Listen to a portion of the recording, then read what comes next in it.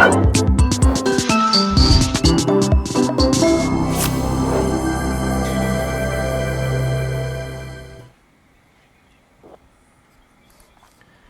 what's up everybody? Welcome back to another 3D Hangouts. I am Noe Ruiz, a designer here at Adafruit, and joining me every week is Pedro. What's going on, everybody? I'm Pedro Ruiz, creative tech here at Adafruit, and every week we come to share 3D printed projects featuring electronics from Adafruit. That's right, this is a show where we combine 3D printing and DIY electronics to make inspirational projects for you. We have a really special show for you guys today, but before we get started with our special guests, let's run through the show real quick. Today's coupon code is Flex Band, so if you want to pick up anything in the Adafruit shop, you can use our coupon code and get 10% off.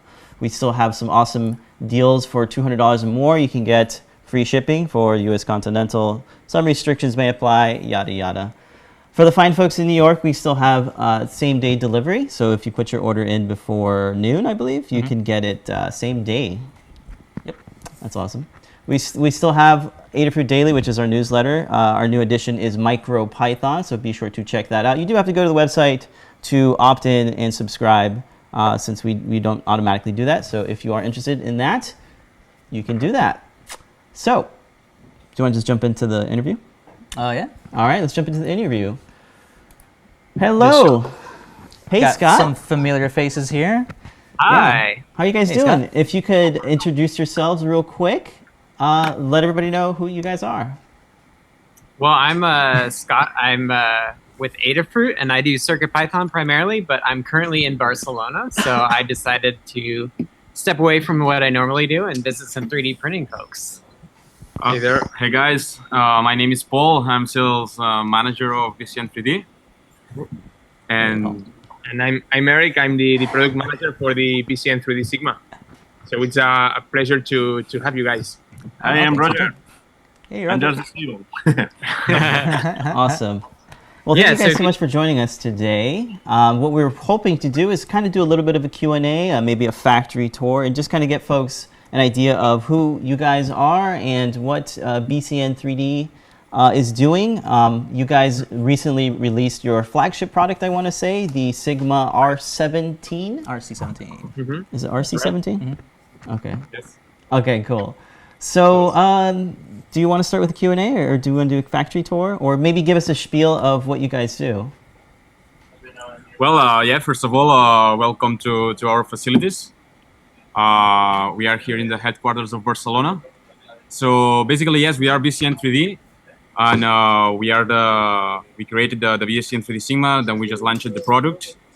So basically, we are a company that started like almost 5 years ago. We are really related to open source projects. So we started as a really small project, just two guys in a table building like replica machines. So from here, we just evolved where we are now. So here behind us, you can see like our production line. So where all the guys are working on it. And yes. Yeah, actually, most of us started as interns. We were still studying when we enrolled the project. So Cool. and BCN3D has been our the way to develop ourselves as professionals. So it's also a very nice opportunity for us. Very cool. So you guys are in, what is it, the place called Cadillac? No. Catalonia. Catalonia, yes. Catalonia, Yes, okay. Barcelona, yeah. All right, cool. Yeah. So that's, as Scott was saying, it's like a little bit outside the district of Barcelona? It's about 20 kilometers from the city center. Okay, cool. Yeah, in the beginning, we were like our headquarters were in Barcelona. During the last 3 years, we changed several times of location because of the growth. So now we are in a really cool and facilities. We have a lot of space, so it's really great. So we are 20 kilometers away from Barcelona. Yeah. Okay, cool. And it's a building dedicated to housing startups, right? Yes, we are like an incubator. So basically, a lot of startups from Barcelona, they get a little bit support from the university, so they can start their projects here. It's cool. It's a really good environment, innovative, and a lot of technology involved. And as Scott was saying, it's like one of the biggest project there at the facilities, right? Yeah, yeah. You're taking up a whole floor full of 3D printing engineering. You guys do all of the manufacturing, or a lot of the manufacturing in the house as well, huh? Yes, here basically what we do is we design, produce, and commercialize 3D printers. So we are in the second floor, and here we have a lot of activity. We have like the R&D team that are like creating all the designs, improving our machines, thinking in future development. We have like the production team who's producing, logistics, also like all the sales and marketing departments. So everything we do it here. And then we have room to expand. So if things keep growing, no problem. We don't need to move. Awesome. So I kind of want to step back a little bit and kind of get the story of how BCN3D got started. From my knowledge, I know you guys have a pretty heavy influence on the RepRap project. So stepping back, I guess 5 years ago, how did you guys come from the RepRap project into where you are now? Yeah, so basically, as I said before, we belong to a technical research, like a centrum where they investigate several things. We like a technological center. So the project started 5 years ago. 2 guys in a table where they start building like RepRap machines and start like investigating about the technology. So from here on, we started creating kits and try to approach this technology to the people. So the kids in that moment, we were like building the Prusas in the beginning. It was the Prusa i2. i2, yes. Oh, wow. We still have like the first one we built here, like in our museum. But yes, our main objective was to approach the technology to the users, because 5 years ago, the technology here in Spain was not that well known as it is now. So we just created manuals so the people could assemble the machines by themselves. We created like teaching programs and support. So we started like this, like really small, start selling some kids and learn about it while we were like starting commercializing the machines. Yeah, I would say that once we understood how the technology was working, we were able to start designing our own machines. So we based on the Mendel Max, with aluminum profiles. Okay. It was still a RepRap machine, but not as maybe as a little toy as the Prusa i2 in the beginning it looked like. So yeah, we developed the BCN3D, and 6 months later, I think that was in 2013, we launched the BCN3D Plus that right now we are still selling as a kit. Oh, cool. And after that, the Sigma, of course. Cool. Yeah, so during all this period, a really important part of our business was creating workshops. So basically, most of our sales were like in the weekends, we were organizing workshops so people could come, buy a machine, but build them like all together, creating like software courses. So it was like an intensive course of 3D printing in just 1 weekend. Wow. So we started doing that. We were quite successful. So every like twice per month, we were having like 20 workshops of 20 machines. Wow. Yeah, and we got people from different parts of Spain, and even from different parts of Europe. At the beginning, there were no many, maybe offers or the technology was not available enough. So the people decided to maybe spend a whole weekend with us instead of buying the machine and assemble by themselves. It's a really good way to approach it, yeah. And so how did the idea for the independent extruder on the Sigma come about? Well, we had experience with dual extrusion. With the BCN3D Plus, we developed an upgrade to just changing the tool head by adding a mirror one, a second extruder. But of course, we had a lot of issues, and there was a lot of mass in movement. So the quality of the part was quite worse compared with the single extrusion machine. We had a lot of oozing problems. So we realized of course, all the problems with the relative distances between both hot ends, especially in the Z-axis. It was a nightmare to calibrate the dual extrusion printer. There's a I squirrel. recognize that Squirtle. Hello. Hello, Squirtle. Thank you for joining us. Okay. Yeah, I think the first time I saw the just the idea of the independent dual extruders, I think was like on It was a heavily modded Ultimaker, and that's kind of where Yeah. we saw that. And then we didn't see much from it for like years. Yeah, for a year. Yeah. We saw something similar in the community. I think it was a Bookabot. Oh, okay. It was based in a Prusa.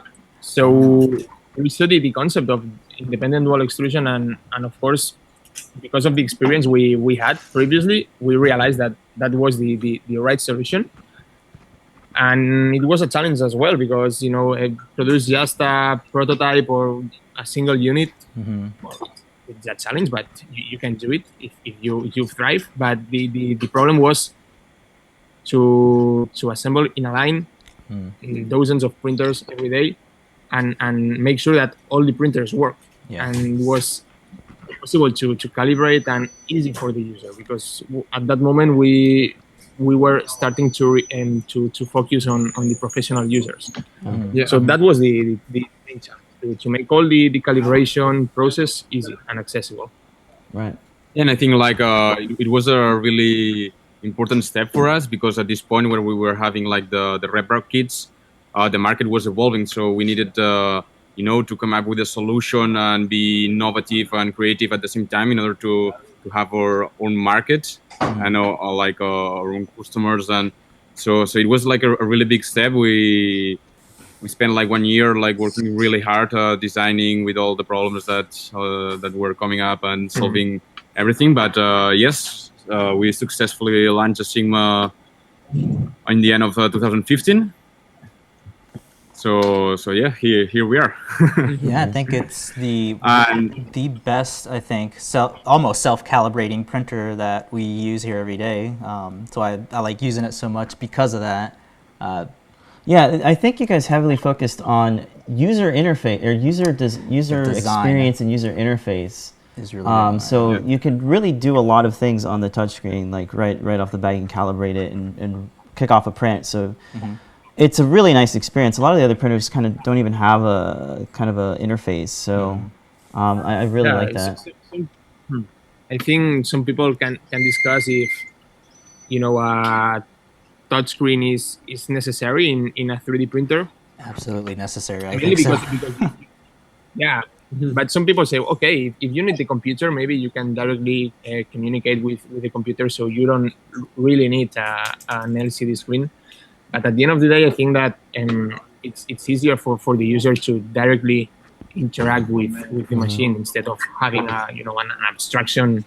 Yeah, and one of the most important points now with all these tools, the versatility we offer, it's really important to have like a really user-friendly interface, so the user can really have access to all its features and in an easy way. We want to approach as we from the beginning the technology to all the users. So I think the touchscreen is like an important point of our brand to approach this technology.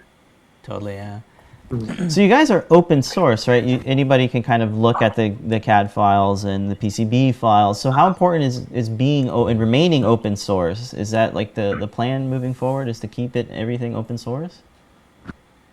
And yeah, that's the idea and the goal. I mean, we nourished the project from the open source community. So if we want to be honest and ethical, I mean, I think we have to work and true to our origins, and in the end, all the technology, all these like innovations from different companies have come like from open source.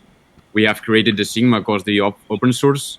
So we just believe that if we follow this path, we will be able to create, to learn from the users, to learn from the flexible like production.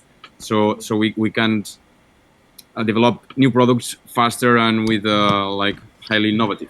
Yeah, I mean, probably right now, mean, we developed the Sigma thanks to the open source community. I told you before that we got the inspiration by a video in YouTube with Bookobot.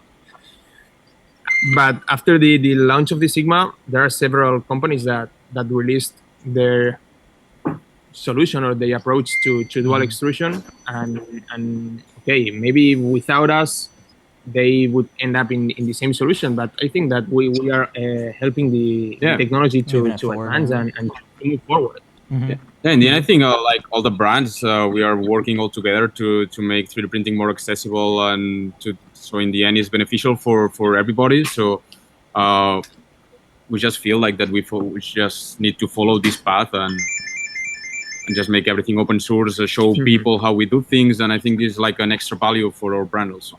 Yeah, and definitely. If somebody wants to copy us, they just need to buy a machine and do reverse engineering, so they can figure out how the things work. So we cannot stop if anyone wants to clone us or something. Right. Yeah, I think it's obviously the philosophy that we follow here at Adafruit. We show, as you've seen in a lot of the videos, Phil just walking through the factory, showing how everything is produced. Yeah, all our PCB files are open All our source. PCB files. We are just open. ask that you don't use our logo, so that's the main thing, is to kind of keep your brand yours. You own the brand, and you've kind of already established your brand in the community, so that's a really good point. And it's part of our identity. Yeah. Yep. Cool. And then, so the other question was, so everything, all the parts are mostly all manufactured and designed locally, right? Yeah, most of the custom parts, all the electronics and sheet metal parts are produced locally. There are some standard components like stepper motors or maybe linear guides that we are not able to produce here because of, it's a business, so we need to make money. But yeah, we try to manufacture all the things locally because we have a better control of the quality and it's easier to iterate designs, have a daily contact. For example, tomorrow I'm visiting the supplier of all the metal sheet in order to improve the different parts that we maybe are having some issues.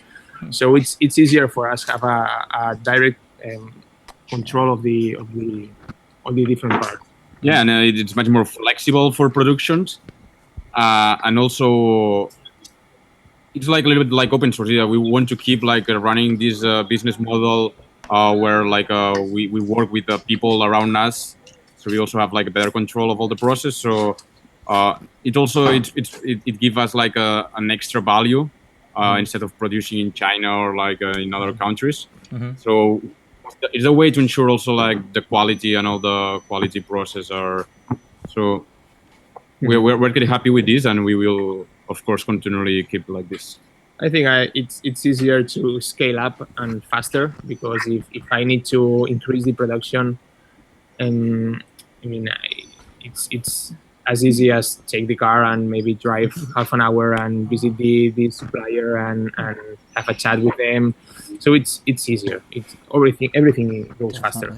Definitely, yeah. Cool. So how are you guys kind of combating lead times? Like, you're able to pump out a large volume because everything is also being done in-house. Is that correct? Yeah, we have better control. Yeah, we have better control of all the. We work in lead time. So yeah, like during this past year, during the demand we had, all the growth, we have been able to really be flexible on the production. So as Eric was saying, it was quite easy to scale up the production and satisfy the demand of our customers. So we can increase or decrease the production. But till now, we just have like increased. We just had doubled the line a couple of months ago. So yeah, it allows us to have a lot of flexibility and still have control of all the process. Okay, very cool. So you guys do produce other models of 3D printers, but the Sigma seems to be the flagship product. The flagship product. Definitely, it's our flagship, and we put almost all of our efforts on the development and marketing of the Sigma. we still have the BCN3D and BCN3DR that are RepRap machines with aluminum profiles, printed parts. So we are not losing our roots, but yeah, and we still organize workshops. But yeah, definitely the Sigma is our the door to the world and the way to keep growing and learning. Yeah, and I think this last release, the machine we just released, is just it just shows this, because we have spent all last year working on improvements. All the guys were thinking how to improve the machine, not only in the performance, but how to assemble it easier, saving costs, include more high quality components. So we really are investing a lot of efforts and time in the BCN3D Sigma, and we believe it's our future and in the path to follow during the following years. And it's harder to improve an existing product rather than start from the ground up and designing something new from the beginning. So it's harder than expected. Sometimes when I have to deal with customers or something, say, hey, why you haven't improved already that issue, or why are you not providing a solution now? Well, it takes time. We have a assembly line going on, all the supply chain, and so it may seem easy to develop and keep improving things, but it's quite difficult. Yeah, testing takes a lot of time. more than we expect sometimes, and more than we would like. Yeah, but still, the Sigma will be the original file for future developments, and so we really like this solution we provide for dual extrusion. It's definitely our brand identity, and where we are now working for future developments or improvements. Cool, yeah. One of the things I like about it is the way that the dual extrusion system works. You're able to have multiple diameters on each side, and then the oozing is totally eliminated by having it move out of the way. So it's one of the things I really liked about it. What we try to do with this new release and all the diameters, it's to provide a really versatile tool for the user. So there's different sectors, different markets that use 3D printing. So the idea, and where we put a lot of effort, is to create a product that can be set up for every need of the customer. So if you need really fast parts, or really strong or really high quality, so you can really set up your product to your needs. So that's what we try to do with all these versatile tools and really flexible machine. Yeah, it definitely shows in terms of remaining open source, letting people use different slicers of their choosing is definitely the way to go. Some of the other companies, that try to have their own, slicer in the cloud, or, have their own version of a slicer, doesn't always work out as well, as we've seen with a lot of the projects that we work on, being able to adjust how the slice is producing your G code is definitely key to producing a tool path that's going to work for your model. So definitely applaud you guys for that, letting the user, specify all of the parameters that they know will work on their part, instead of, having something that, because a lot of the times that manufacturers do, they'll, just print, or they'll test on a Marvin, but not everybody's going to print a Marvin, So having that ability to tweak everything, to adjust the E-steps or adjust the flow rate or something like that, is definitely key to getting a really good part for a project. Cool. Yeah, I think our duty as manufacturers is to facilitate the user to get the results as fast as possible. Yeah. So we supply basic configurations for different nozzle diameters and different material configurations, but of course that printing profiles are just a starting point, and every single part have their particularities and need to be tweaked. In fact, that's why we release. Do you guys know about the ProGen, the profile generator? Profile generator, yes, that's what I use for all of the. Anytime I need to do a different nozzle diameter or a different material, that's right where I go to. It does an excellent job of giving you a baseline profile that you'll need. So who worked on that, big shout outs to that. What we were doing, yes, during the last month was like to provide the user with the configurations, for example, PLA and PLA plus PVA. But now with the range of hot ends, with the range of materials, we cannot provide like standard configurations for edge materials. So, one of our guys just came out with the idea to create like this profile generator where you just put like which kind of like what is the part that I want, how do I want it, and which like tools I'm going to use. So you just get the profile personalized for your prints. So he had a very difficult task, was generating dozens of configurations, and he said, okay, let's think before generating all the configurations, and let's design a tool that automatically, starting from a given inputs, can generate the set of profiles that I need. So, for example, you can here they brought me this. One of my favorite ones. Yeah. I have my injured, so so this has basically done like, with different nozzle sizes and also different materials. So this is flexible. And now you guys cannot see it, but like it's like a real air coming out from here. So actually it works. I've seen the video of it. Yeah. It looks really good. Yeah, actually, we just blown a balloon with this, so it actually, surprisingly, it worked. Maybe an air mattress you would struggle a little bit more. But for a balloon, it's working. Yeah, that's great. That's one of the. But yeah, like this profile generator, it's just like the beginning of our like vision to stop like concerned about the printers, but like stop asking which kind of parts do the user need. So the user just will ask, okay, I want this part, so we will provide the tools to create it. Cool. Actually, the guy that's the developer of there he is. Sigma ProGen. Yeah, we're just talking about ProGen. Saying how man, so awesome job. He's a Twitter star as well. So no, it's one of the tools that I always turn to when I'm changing out either the nozzle sizes or having a different material to print two things together. It does an excellent job of providing a very good baseline of all the retraction settings or the heating settings that we're going to need for whatever project we're working on. So yeah, awesome job on that. Works very good. I was using it when it was just in the terminal, where it was just a command line tool. And even that was really cool. Really glad when it came out with the GUI on the website. That's very nice. And I think the really cool thing about that is that you're able to update that on your side whenever new profiles or materials come out. So I think that's definitely the way to go. What other companies should probably look at for creating all the profiles. Cool.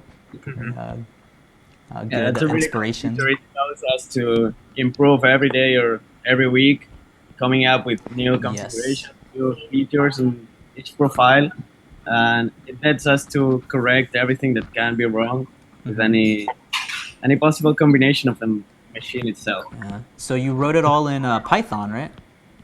Yeah, that's awesome. Python. Cool. So pretty easy to look through the source code to, if you wanted to adjust any settings that that you need to have in there, it's pretty easy to modify. So very cool. Definitely my favorite way to generate a profile now. Thank you. We will keep working on this generator for sure. Awesome, yeah. There's a lot of cool ideas. Very cool. So we have a camera there, and do you guys want to give us a tour of the facilities? Yeah, of course. No problem. Okay, awesome. Right. So right now we're on the second floor where all the production is, RDR. Now we're like here in our facilities. Here, should I turn like the camera? It's just a laptop. So yeah. That's all fuck. No, we can see it. I thought it was like a phone. Okay, so basically, here we have all the production line. Very cool. Okay, let's start from the beginning. Eric is following us. Okay, so it will give us like a first shot. So here we have like can you see it more or less? Mm-hmm. Yep. Here we have like different stations. So we have a subassembling line in the other part of the floor. So basically, we get all the components in this kind of boxes with all the. Yeah, we try to apply lean manufacturing in our production assembly line. So we give to the operators in the assembly line just the components that they need to For assembly. build certain subassembly. So obviously there's control of the key components. Yeah, the traceability. To have the traceability. And yeah, so here we have like the different stations. Like there's station 2 where we will like Z-axis and X-axis. Here like the electronics and power. And here there's like the testing zone. Wow. Can you see it? Yeah. Yep. Well, basically here what we do is we start like we start a machine. We do the calibration. We test all the steppers are working, the hot ends are working, and we start with the quality control. Make sure that, let's see if it's, well now for example we start with the calibration here. I don't know if you can see it. No, Yep, we see it. we see it. Yes, we do all the basic tests. So when the machine is ready, it goes to the farm. So here we print the Drowdy, like it's the sample part that will come with the printer. Yep, the little lizard. Yeah, the little lizard. Very So cool. here is printing here, and here also we run like a stress test where the printer prints about 10 hours. No, it's a bit more. It's around 20 hours, more or less. Yeah, here we are running some tests. In fact, those parts are parts of the machine that are printed. So sometimes wow. we also take the chance to use that stress test to print the parts for the production. Okay. Yeah, we don't forget our RevWrap origins. Yeah. Actually, FDM or FFF, it's a manufacturing technology, and for the amount of machines that we are producing, it works good for us. So it's a So solution. So this is the production line, and do you guys want to see like the rest of the facilities, maybe? Sure. Or? Yeah. Sure. If you can easily get to it, yeah. Well, if not, it's okay. If not, it's okay. I was gonna ask a lot of the. You're like hop in the elevator. And, Oh, okay. Yeah, that might cut off. Yeah. A couple of labs, but well, nothing special. Maybe in the future, in the next that's hangout. fine. Okay. Yeah. So some of the parts that you guys actually print out to use in the printers are like the coverings for the motors, right? Yeah. The I think clips, it's I believe, for the clips, Bowden tube, Bowden and the ribbon tubes. cable. What are the things? Those are the things that kind of make sense, right? Yeah. Yeah, injection molding for us it makes not really sense. At least at the beginning of the production back in 2015. Right now, if we have to reconsider it, well, it would make sense. But right now, it's a way to test the machine. And it's also a way to let the user to maybe replace some. Yes, some that's what I was parts about to or say. Yeah. buy, so Yeah, and it's the best way to show the people that you can actually use the printer to produce like real products. Yeah. So bridge manufacturing, right? yeah, Or something like that. so it just hey, we are doing already this like in your printer, like we have done it, so you can also like incorporate it in your business. Yep, definitely. All right. I think that's all the questions we had. We got people in the chat. If anybody want to ask any questions or any comments, we'll take a look at those now. We have Floistic in the chat room saying, "Don't mess with Marvin. He's one of the most difficult parts to print."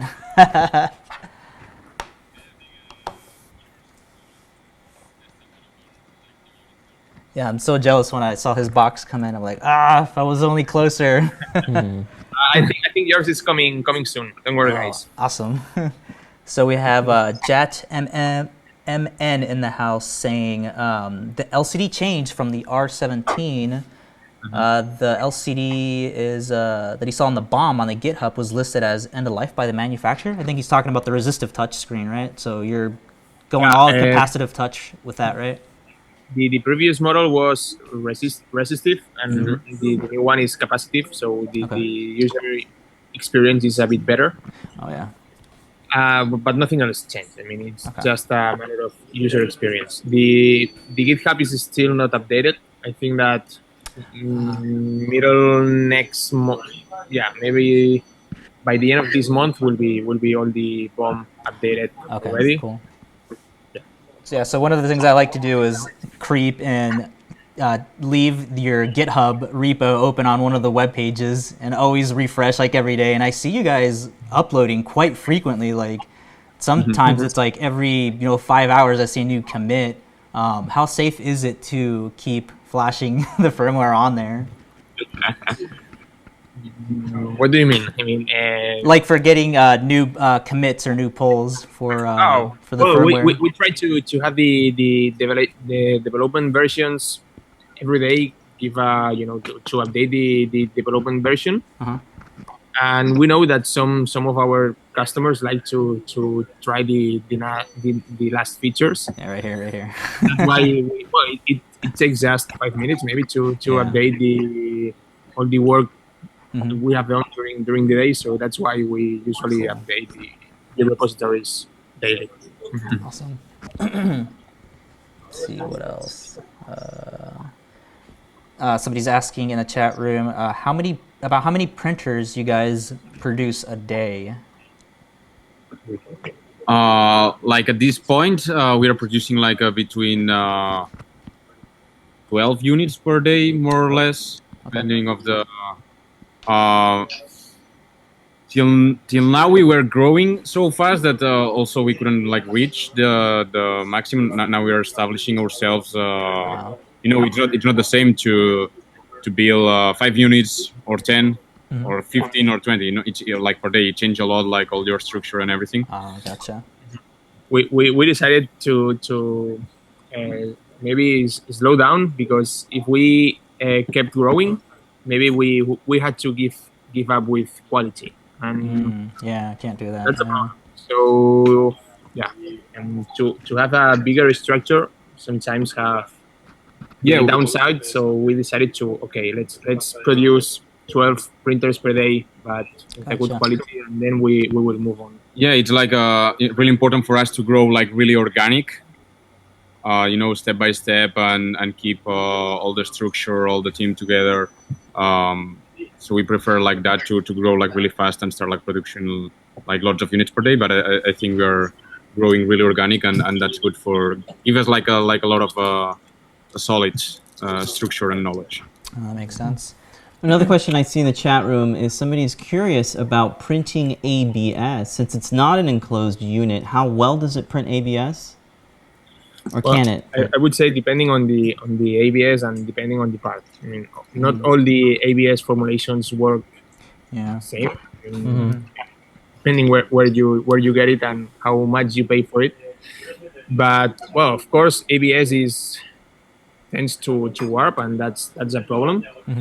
I think that you can get good results with ABS. Actually, we print with ABS, and if the first layer or the footprint of the part is not very very big, you can avoid warping.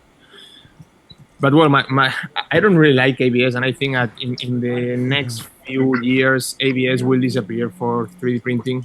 At least I hope so, because it's a very very common technical material for the industry, and it's very well known, and that's why the people still want to print with ABS. But I think that there are several alternatives to ABS that are improved for 3D printing. That actually is a manufacturing technology that is not the same as injection. So, but this is a personal opinion. No, of course, but we really pay a lot of like effort also like showing people that, for example, some materials they have like the same properties than ABS. They are really easy to print.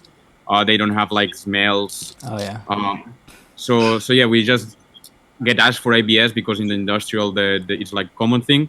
So we just start trying to educate people that ABS is a good solution, but maybe there's like a better like for their needs. Yeah, there's new materials coming out like Polymax, I believe, from Polymaker, nylon filaments. So there's lots of different alternatives for more industrial strength. Easy to print, low warping, no smells No or styrene. fumes. Yeah. I think this next year, like a lot of companies, especially like filament companies, are investing in creating new materials. So now we are in the season where all these companies will launch really cool materials that the manufacturers will be able to use and provide to the customers. Cool. That raises a question for myself. How often do you guys test different materials? There's a lot of exotic materials, industrial grade materials. Is there somebody in the background that's just kind of like, okay, today I'm going to print Ninjaflex, and tomorrow I'm going to print Copper. How important is that in testing your profiles? Like, try to crank out new materials. We try to print as much as we can, especially with the new filaments popping out. But sometimes we would like to have more time and to it's not just putting a filament and print a part. It's getting a good configuration and making sure that everything works fine. So for that requires time.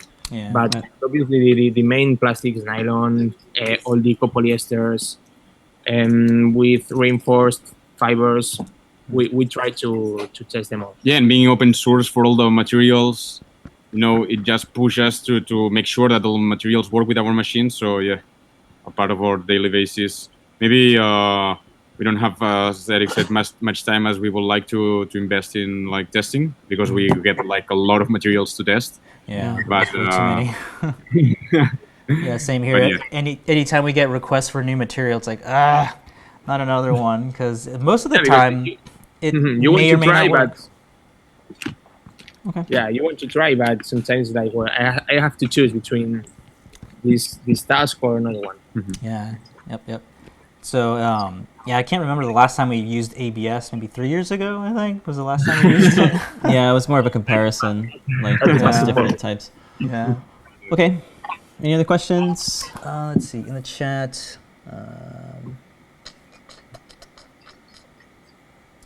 I think. Let's see here. Answered that one. Okay, so there's some people supporting copolyesters. Oh yes, Louis, CPE for life. Somebody's asking if there's any inspiration for the profile generator from Cura 2.3 for the acceleration and the jerk tricks that they made for the Ultimaker 3. Well, I think Like the there's movement of it, I guess. I'm looking at the end, but no, we developed what's the name? A plugin for Cura, but no inspiration based the on movement, the okay. 2.3. No. Yeah, I did notice when I updated to the newest firmware, the sound of the movement sounded really good, and the performance it was able to get out of it was really good out of that. So yeah, really good. Shout outs to whoever developed that, the algorithm for that. It was very nice. Augustine is asking, how many Sigma original and R17 have you manufactured at the moment? So maybe like a total number count, or how many maybe are out in the wild? Is that more of a easier? Like, what do you mean? Like how many machines are in the market? Yeah, like maybe 10,000, 5,000, something like a total number. Yeah, I would say like during all this year, till January, till December, yeah, around like that, like around 5,000, something like this. Okay. Wow. We have Augustine asking, why 2.85 millimeter filament? Looks like everybody's changing the 175. If you guys probably seen some of the videos, I love using 175 on the Sigma. It works excellent. Is it just that there's more filament manufacturers in the area that have 285? Well, I think it's like, we had to choose at some point in development, and to changing in the middle of. Oh, gotcha. If we want to do the product, and at the middle of the cycle of the product changing to different nozzle size, maybe it's complicated. But no, that makes sense. Another thing that we were very very interested was in printing flexible materials. All of us know that it's quite hard, but if you 175 flexible is not going to work. You have to refuse the idea of printing flexible material. Yeah. So maybe that was in the moment of the design process, that was the main reason too, because we wanted to print flexible. Gotcha. And because of the configuration of the machine with the Bowden solution, we had to print with 285. Okay, yeah. That was the main reason. Okay, cool. I love using 175 on it. Works really good, actually. Well, it's nice to know that with a simple hack, the printer is compatible with 175. So if any of the users need to print, it's okay for us. Yep. Very cool. Let's see. Okay. If anyone else in the chat room would like to ask some questions, please do so.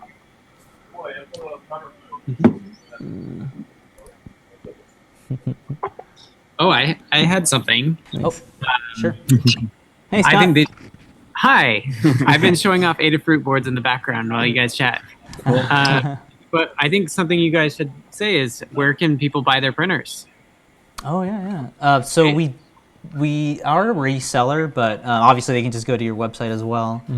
There's other places like Matter Hackers, here in the States anyway, the distributors. So is there a central place where folks can find distributors in their area? In US? Anywhere, worldwide, like distributors. Do you have like a central place where folks can see a list of all your distributors? Yeah, in our website. Yeah, in our website we have a list of our distributors. In fact, it was like where we paid a lot of efforts last year, like in creating a solid distribution network. Okay. So kind of support. But yeah, if you go to our website, you can see like all the lists. Cool. And the website is BCN3D Technologies. BCN3Technologies.com. Got it. And then probably some PCB chat with Scott there. Notice that you guys do upload your, is it EagleCAD files you guys post on your GitHub page? Well, maybe we should ask our engineer. He's a big fan of Adafruit, so hi. Hey, how you doing? Hello. So do you use, I guess the question that I'm sure Scott would be interested in, KiCad or EagleCAD? By the way, he's Mark Kobler, the electronics engineer.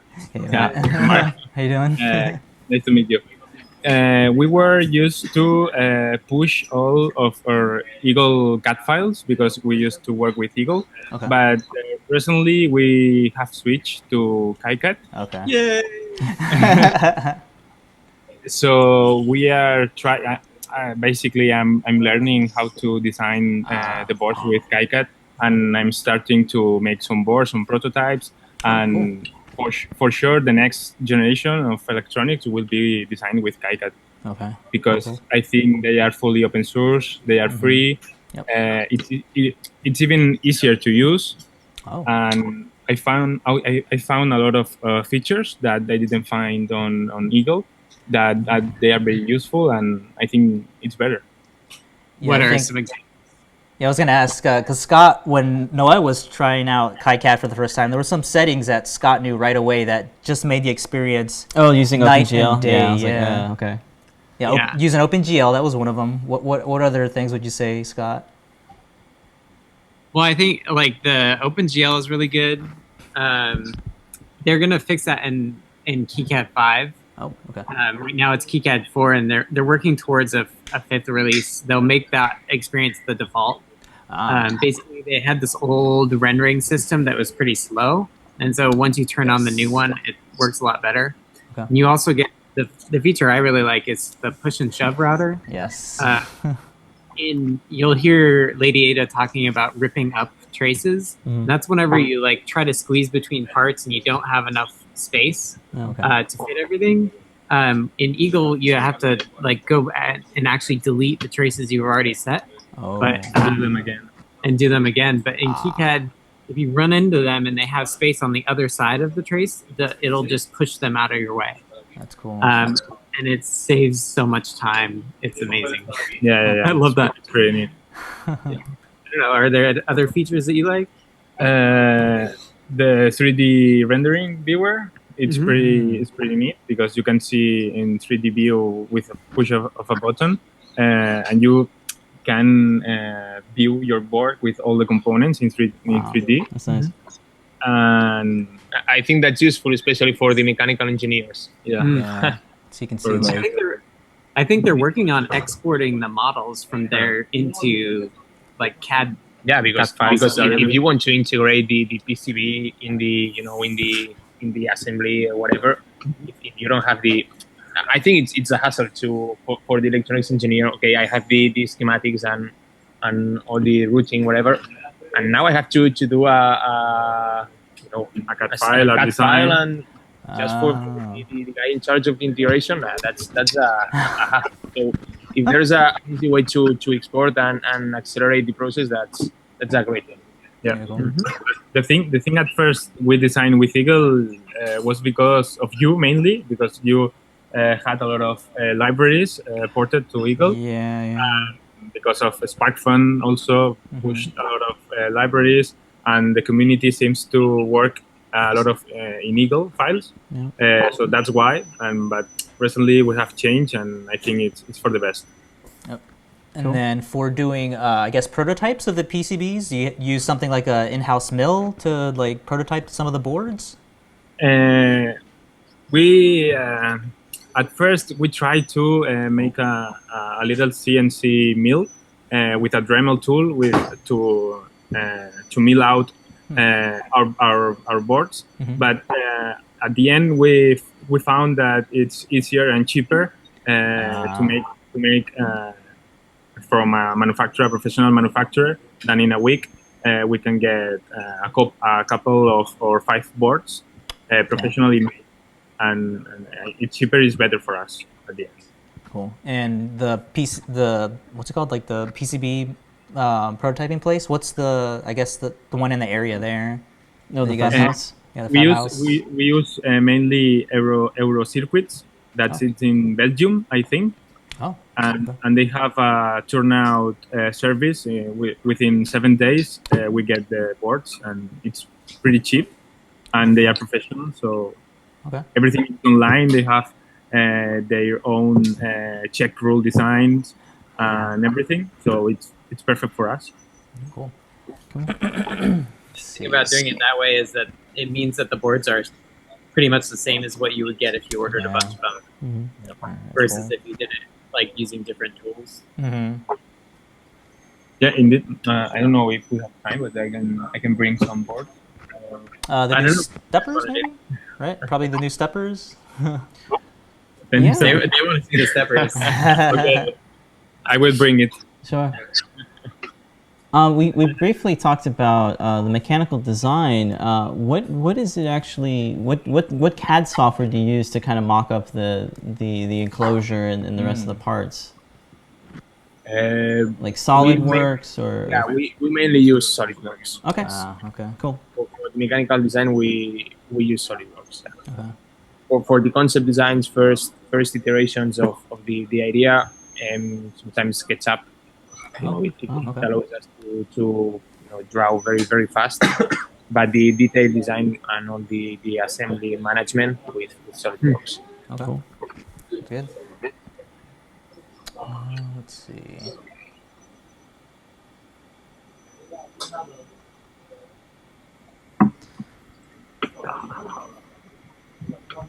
You can just play with that. I saw it on the video too. I was like, that's neat. I know. Aiden would love this. Yeah. So one of the other ideas that we're throwing around for a new project is those electric skateboards that I have, the all-terrain one, and I want to print, because I've seen these designs a couple years ago where it was like, the airless tire, but I haven't seen these in production or, for sale or anything like that. So I was thinking, man, it's definitely within the size limit of the bed for the Sigma. So I want to dual print like a airless tire for the all-terrain wheels on the skateboard. So that's something I'm mocking up right now. Should be cool to print on there. Yeah. little risky because there's always the, you could always kind of Well, I'm not going badly to get hurt on it, but Well, we'll I'll be see how it driving. works, I'll yeah. be using it in the grass, so if I fall off, I'll fall in the Okay, grass. better than concrete. Yeah. Just wear a pad and helmets. Exactly. Yeah. All that stuff is quite dangerous. I can. Is I that what can happened? Yeah. Is that what happened? Yeah, Oh, man. I'm really ashamed that yes, I was just trying and a silly fall. Okay, birds are coming. Oh yes. This is the highlight of the Scott's visit I'm here. off screen, but I'm here. Okay, Okay, so so- what was like the major changes between the older steppers and the new ones that are on the R17? Basically, as you may know, the chips, because in the later drivers we used DRB 8825, Okay. and in the new ones we switched to the dynamic drivers, the 2130s. And for example, you can see here, these are a couple of boards that have been prototyped in Euro circuits, like I have told you, and they are professionally boards. They are 4-layer board. That's why another thing to prototype it Yeah, that makes sense. outside. Right. But they are soldered here, like Okay. with like myself Yeah, by hand. by hand. Yeah, wow. with the reflow air gun. Okay. Yeah. So a lot of patience. And this is another prototype of the extruder board, the new extruder board. Oh, okay. Okay. And the final version of the stepper drivers is like this. Very cool. Black seat screen. So one of the really good things that you're able to get out of this is really fine micro stepping, right? Yep. We are working with 1/60th of microstepping, but with internal interpolation. With internal interpolation to 256 Oh, wow. internal microstepping. Okay. So at the end of the day, we get smooth movements of the motors and very quiet movements too. So that's why we change it. Very cool. Yeah, I can't wait for Yeah. printing when the new one comes in. And another thing I wanted to show you is like Oh, the test jig. Okay. yeah, this is pretty nice. This is the final board of the extruder board that I just showed you, and we made our test jig based Very on an Arduino Mega Oh, okay. and a shield and some acrylic laser cutted parts Very cool. and some fogo pins. I have read a lot of your tutorials on the Adafruit learning That's system, great. and this is also an Adafruit part, Oh, nice. like a Oh. current sensing. Oh, Yeah, that's yeah. cool. So I'm working on this, so we can give this to production guys and test all the boards, but with a fraction of the cost, because this is quite expensive to design in outside. Yeah. Right. The test jig. Yeah, this is one example of the things we do here also. Very cool. I think all this tuning is available in our, well, it's in Fab repository. This isn't, because I have not designed any board itself, but I think we can try to put all the BOM files and all the things, how everything is cutted with the laser, how everything is assembled and some photos and some instructions how to do it. Yeah. Yeah, it's definitely an important step when to build your own test jig to make sure everything works for quality assurance. Yeah, So- for me, is the most difficult part, because designing a board is quite simple, but when you have to manufacture like 4,000, Yeah. it's a thing. It's a thing. Yeah. Yeah, cool. Something Lady Ada's been doing a long time. Yeah. That's why I see all her videos. Oh, yeah. Awesome. And Cool. Well, I appreciate your guys' time. That's it, yeah. This was a lot of fun. We haven't really done this yet, but it was a pleasure talking with you guys and getting a closer look at the facility and you guys as a whole. So thank you so much. Obviously, you'll see a lot of videos coming out when our unit arrives. You've seen like the last couple of projects, it's always the Sigma that I turn to for printing all the parts. Right, this week we did a Vernoid camel in the back there, so most of our Time-Lapse Tuesday videos do heavily use a Sigma. Yeah, just because I know that it'll work on there, I can hit print, walk away, wake up the next day, and it's one there. of the things that we really liked about this one is that you use the 0.6 nozzle. Yeah.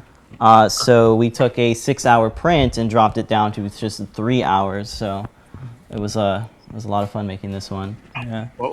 Yeah, Looks and really my kind of thing was like making the custom supports for this through Simplified 3D.